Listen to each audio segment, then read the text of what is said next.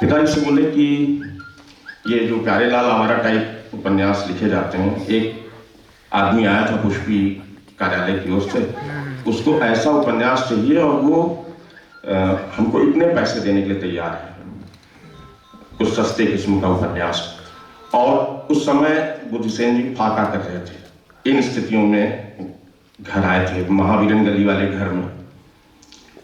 तो बोले उमाकांत जी, लगता है कि हम ये कर लें, अब नहीं सहा जाता। तो हमें याद है, हम छोटे से पिताजी ने कहा तुम कर पाओगे ये?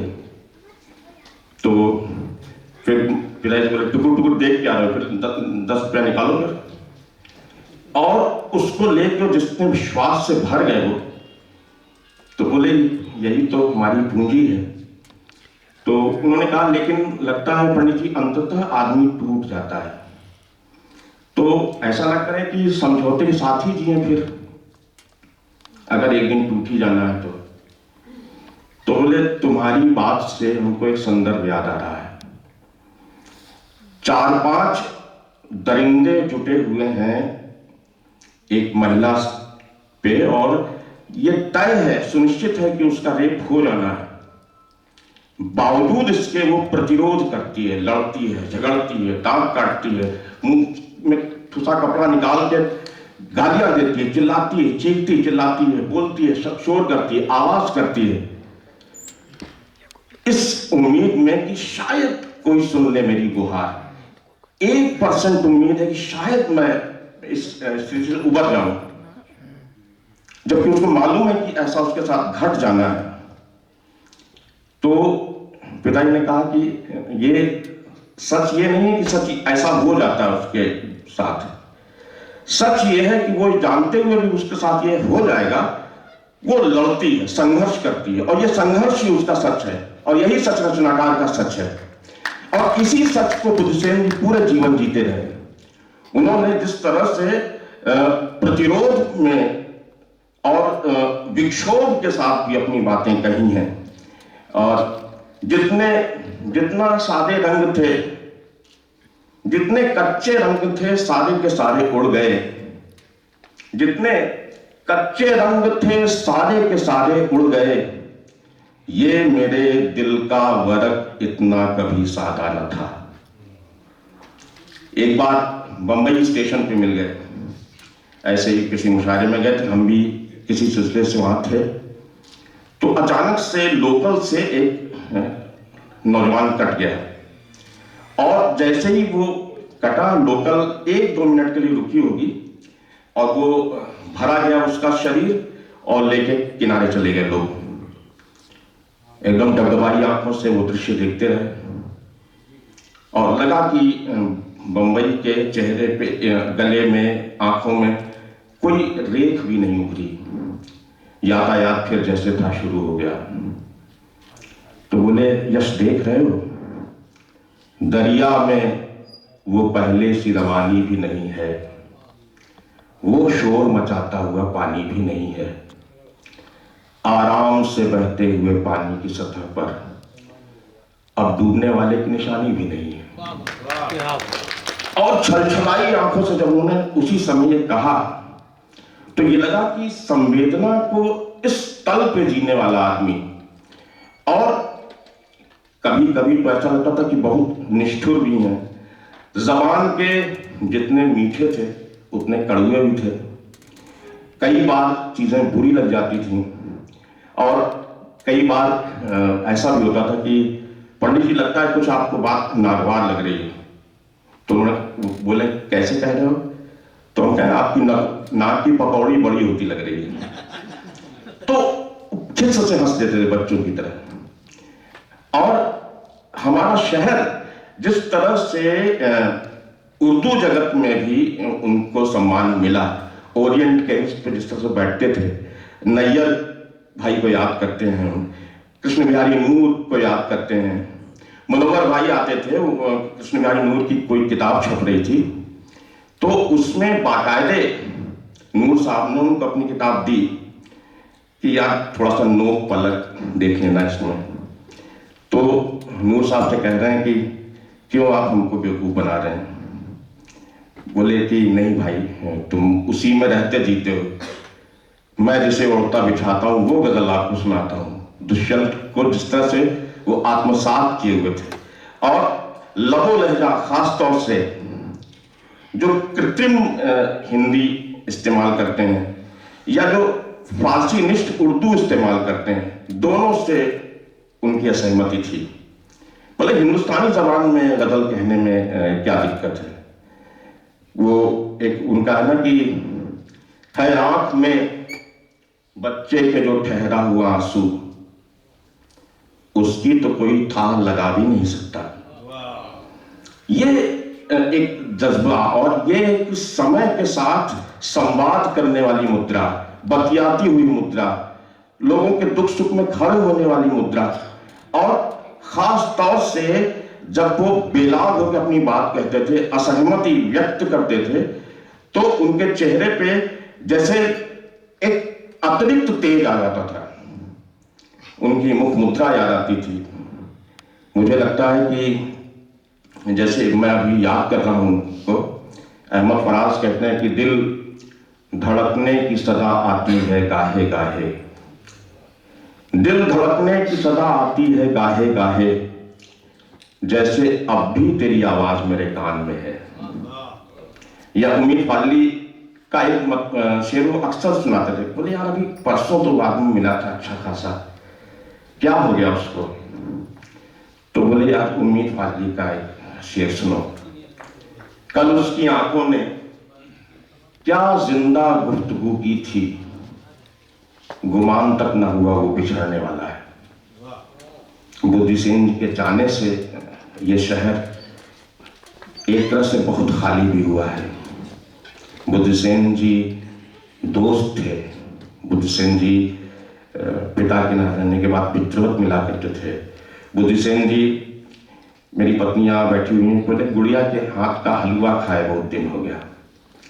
बुद्धि सेन जी परिवार के लिए तरसते थे, इसलिए उन्होंने एक बड़ा परिवार बनाया, एक बड़ा परिवार बनाया जिसमें वो रहे जिए।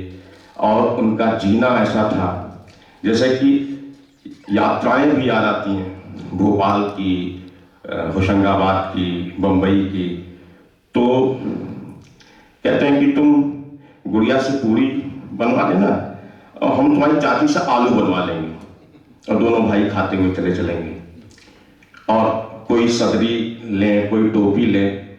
तो एक बार हमने कहा कि अगर शेर अच्छा है पंडित जी, तो बिना बहुत चीखे चिल्लाए भी हिट हो जाता है, चीखने चिल्लाने की क्या जरूरत है। तो बोले कि नहीं ऐसा नहीं है, हमेशा ऐसा नहीं है। कभी कभी तुमने देखा राहत भाई को, कैसा फुस सा शेर चिल्ला के पढ़ता और हिट हो जाता है। तो कविता केवल कविता पाठ तक नहीं है, कविता पाठ के साथ आपका परफॉर्मेंस भी होना चाहिए। आप जो बात कह रहे हैं अगर दमदारी से नहीं कहते तो वो बात बनेगी नहीं। तो कवि होने के साथ साथ गजल कैसे पढ़ी जाए, गीत कैसे पढ़े जाए, कैसे इम्फेसिस दिया जाए अपनी बात पे। और खुद कई बार वो अपनी व्याख्या करने लगते थे। तो हमने कहा कि व्याख्या की क्या जरूरत है। तो बोले कि कई बार ना समझो तो सुनाना पड़ता है ना, और तुम जैसा ना समझो तो और समझाना पड़ता है। तो चुटकी लेने की उनकी स्टाइल, उनका वो तरीके से अपनी बात कह ले जाना, महीन पने से। वो शब्द तो हम नहीं बोलेंगे यहाँ पे। किसी को हम समझा रहे थे, कह रहे हैं भैया जो बेवकूफ है उसको बेवकूफ है रहने दो, उसको भगवान ने बेवकूफ बना के भेजा है। तुम क्यों चाहते हो कि वो ज़हीन हो जाए, उसको अपने हाल पे छोड़ दो। और जब नैयर भाई के साथ उनकी गुफ्तगू होती थी, संजीदा गुफ्तगू होती थी, बहर पे जब बात करते थे वो दोनों, नैयर भाई ने वो शेर उसी दिन लिखा था, हम साक्षी हैं, फिर समंदर को हमने ठुकराया, फिर बहुत खुश है तिश्नगी हमसे। इस पे देर तक दोनों उलझे रहे थे, तिश्नगी और समंदर और ये सारी चीजें करते हुए। और फिर बोले कि आपके चक्कर में आगे की गजल मेरी रही जा रही है, आप बड़ी शाम को मिलिएगा। इस समय आप जो दवा ले लिया आपने, दवा लेके जाइए। शाम को जब मिले तो नैयर भाई 3-4 गजलों के साथ थे। शायरी का कंप्यूटर किसे कहते हैं, जिसने नैयर भाई को देखा है वो जानता है। रफू के दाग भी छुप जाएं और गुर्बत भी, बना लो दोनों तरफ फूल आस्तीनों पर। ऐसे लोगों को याद करना, बुद्धिसेन जी को याद करना, ऐसा है जैसे हम गंगा नहा लें, जैसे हम संगम में स्नान कर लें। ऐसे लोग बहुत मुश्किल से आते हैं दुनिया में। महादेवी जी कहा करती थी कि भगवान जी के यहाँ वो सांचा ही टूट गया जिससे ऐसे लोग हुआ करते थे। ये तो तय है कि अब कोई बुद्धिसेन नहीं होगा, लेकिन ये किताब बुद्धिसेन होने का मतलब बताती रहेगी, समझाती रहेगी। पूरा साहित्य जगत, हिंदी जगत इन दोनों भाइयों का ऋणी रहेगा, भाई इम्तियाज अहमद गाजी और इश्क सुल्तानपुरी। ये पंडित जी की दोनों आंखें हैं और ये आंखें भरी हुई हैं। वो कहीं होंगे, कैसे भी होंगे, वो अपने जश्न को देख रहे होंगे, महसूस कर रहे होंगे। उनकी किताब केवल किताब नहीं है, ये उनकी रूह है, उनकी आत्मा है, उनकी जिंदगी का निचोड़ है, फलसफा है। इसमें ऐसे ऐसे शेर हैं जो मुहावरे बन गए हैं, और कविता का मुहावरा बन जाना बहुत बड़ी बात होती है। बुद्धिसेन जी हमारे बीच कविता के माध्यम से बहुत सारे मुहावरे छोड़ गए हैं।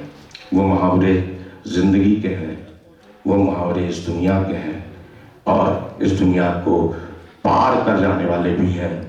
वो कहते थे, पुनर्जन्म के कंसेप्ट को उन्होंने शेर में बांधा है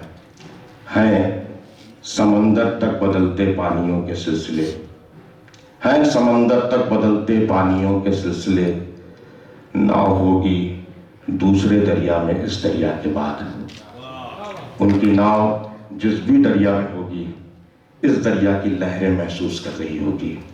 मैं भरे मन से उन्हें अपने प्रणाम देता हूँ, क्योंकि किसी ने कहा भी है, दर्द सारे तमाम हो जाते, हम जो केवल प्रणाम हो जाते। मैं बहुत बहुत प्रणाम करता हूँ। और गाजी भाई के प्रति क्या कहें, दिल एकदम बैठ सा जाता है। लेकिन ये साहित्य का उत्सव, ये इलाहाबाद की ही अदा है प्यारे। ये इलाहाबादी है, ये इलाहाबाद में ही संभव है, ये कहीं और नहीं हो सकता। कहीं कोई किसी के लिए जान नहीं देता।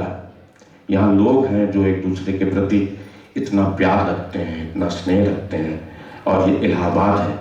ये प्रयागराज भी नहीं हो सकता, ये इलाहाबाद है, और इस इलाहाबाद में ही ये संभव है। मैं बहुत बहुत बधाई देता हूँ। मन बहुत भरा हुआ है, जो नहीं कह पा रहा हूँ, आशा है प्यार से सहेज लेंगे। मुझे तो लग रहा है कि ये किताब क्या मिली, हमें बुद्धिसेन जी मिल गए। बुद्धिसेन जी की याद को थोड़े से आंसू और कुछ पत्ते बेल के समर्पित करता हूँ। बहुत बहुत प्रणाम।